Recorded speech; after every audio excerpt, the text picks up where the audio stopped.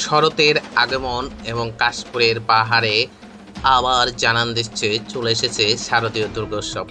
শারদীয় দুর্গোৎসব উপলক্ষে প্রতিটা মন্দিরেই সুন্দর করে মা দুর্গার প্রতিমা তৈরির কার্যক্রম চলছে। এর ব্যতিক্রম আমাদের মন্দিরেও নয়, আমাদের মন্দিরেও ঠিক সুন্দর করে ভাস্কররা অর্থাৎ যারা শিল্পী আছে তারা প্রতিমা তৈরি করছেন। এবং আমাদের মন্দিরে প্রথম দোমাটি করা ছিল, তারপরে দিন আমি যে দেখি যে খড়িমাটি করতে অর্থাৎ রং করতে চলে এসেছে। এই সাদা রঙকে বলা হয় খড়িমাটি।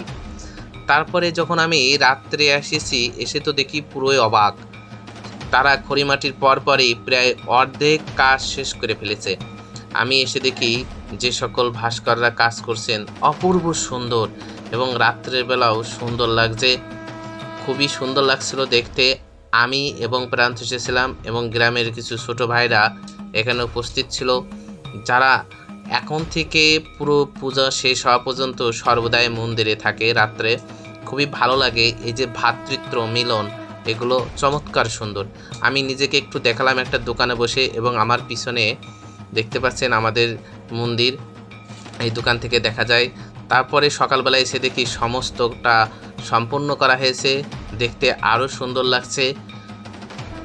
আপনাদের সবার নিমন্ত্রণ রইল, আমাদের গ্রামে আসবেন, আমার গ্রামে আসবেন, আমাদের মন্দিরে আসবেন। ধন্যবাদ সবাইকে, শারদীয় শুভেচ্ছা।